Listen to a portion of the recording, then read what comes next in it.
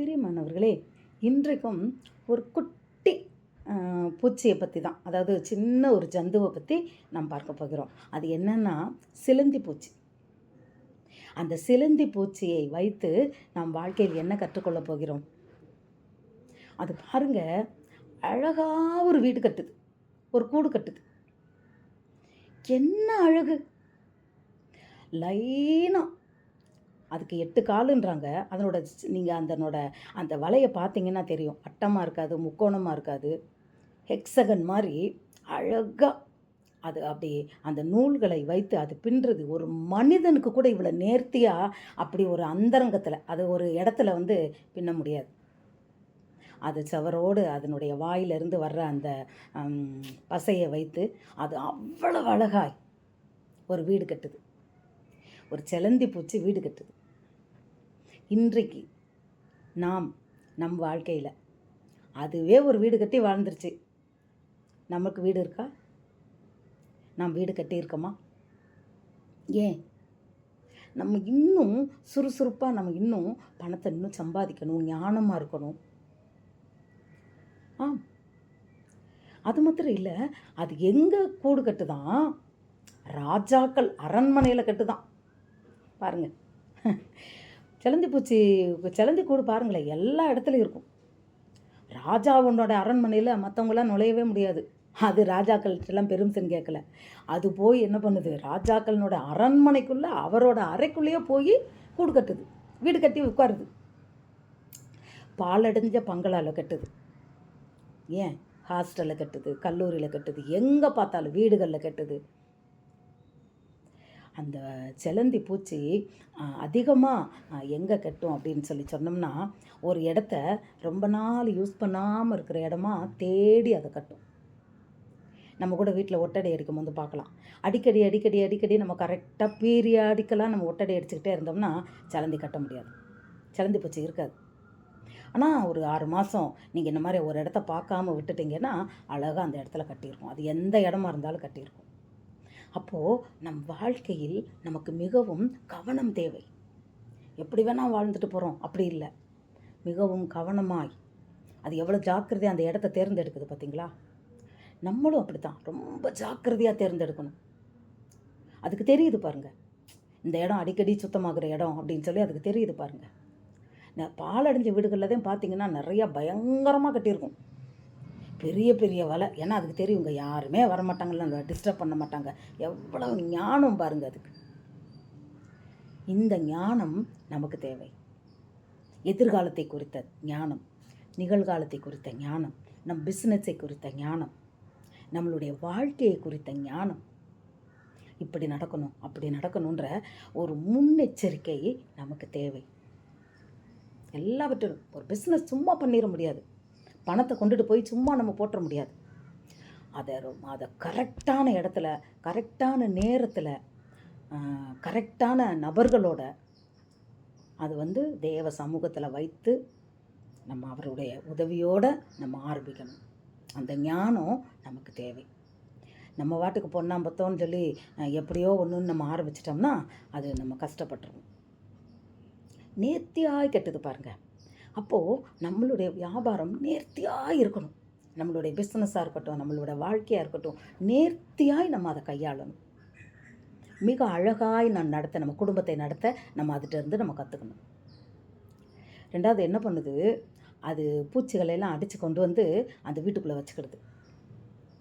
ஒரு ஈயாக இருக்கட்டும், ஒரு குட்டி இதாக இருக்கட்டும், குட்டி குட்டி பூச்சிகள் அங்கே வர்றதுகளை அது கூட்டுக்குள்ளே கொண்டுட்டு போய் வச்சுக்கிடுது. அப்போது என் வீட்டுக்குள்ளே பாரு, அதுக்கு ஆகாரத்தை என்ன பண்ணுது? ஸ்டாக் பண்ணி வச்சுக்கிட்டான்.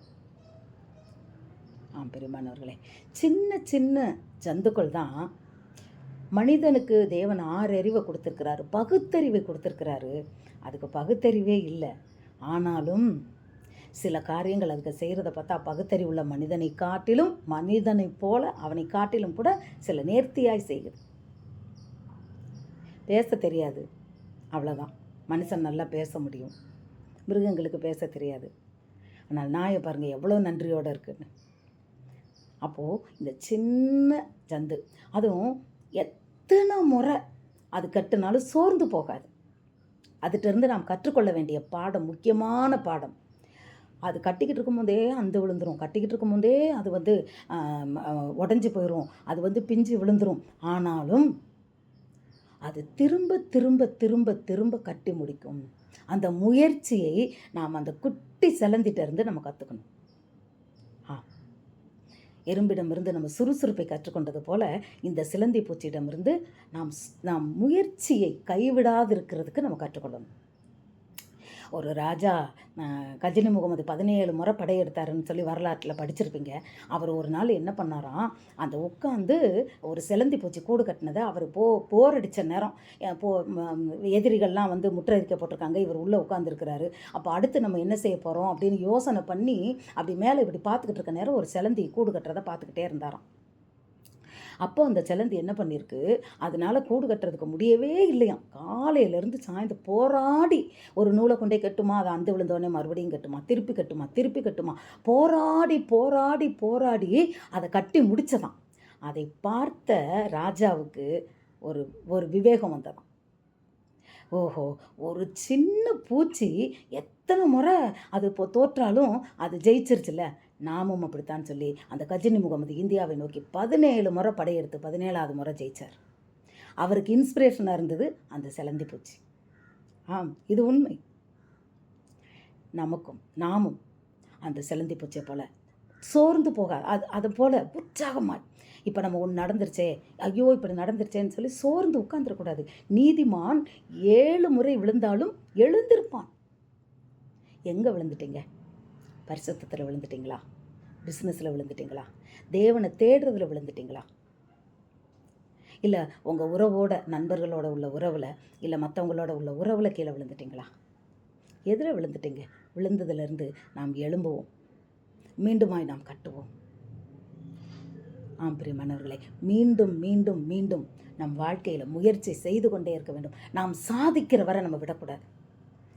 பிள்ளைங்க சில நேரம் தோற்று போயிடுவாங்க. ஆனால் கடைசி வரையிலும் அவங்க போராடி ஜெயிக்காமல் சிலர் இருக்க மாட்டாங்க. இன்றைக்கு நம் வாழ்க்கையில் கற்றுக்கொள்வோம். அந்த குட்டி சிலந்திட்ட இருந்து நாம் அந்த விடாமுயற்சியை நாம் கற்றுக்கொள்வோம். அழகாய் நேர்த்தியாய் வாழக்கூடிய வாழ்க்கையை நாம் கற்றுக்கொள்வோம். மற்றவர்கள் நம்மை பார்த்து ஆச்சரியப்படும்படியாய் ஒரு அழகான வீட்டை கட்டி நாம் வாழ்வோம். எல்லாவற்றிலும் நாம் தைரியமாய் திரும்ப திரும்ப நம்ம எத்தனை இழப்புகள் வந்தாலும் திரும்பி எந்திரிச்சு நிற்போம். ஆச்சரியப்படுவார்கள். ஏன்? கர்த்தர் நம்மோடு கூட இருக்கிறார். ஹல்லேலூயா. நம்ம சோர்ந்து போகக்கூடாது பிரியமானவர்களே. இழப்பு வந்துருச்சா, சோர்ந்து போகாதீர்கள். வாழ்க்கையில் எதையாவது இழந்துட்டீங்களா, சோர்ந்து போகாதீர்கள். நீங்கள் நினைச்சது நடக்கலையா, சோர்ந்து போகாதீர்கள். தைரியமாய் மீண்டுமாய் எழும்புங்க, எழும்பி நில்லுங்க. கர்த்தர் நமக்கு உதவி செய்வார். இன்றும் மீண்டும் உங்கள் வாழ்க்கை அழகாய் மாற, உங்கள் வாழ்க்கை ஆனந்தமாய் மாற, மீண்டும் அழகாய் பழைய நிலைமைக்கு வர ஒரு புது வழி உங்களுக்கு கிடைக்க தேவன் உங்களை ஆசீர்வதிப்பாராக. God bless you.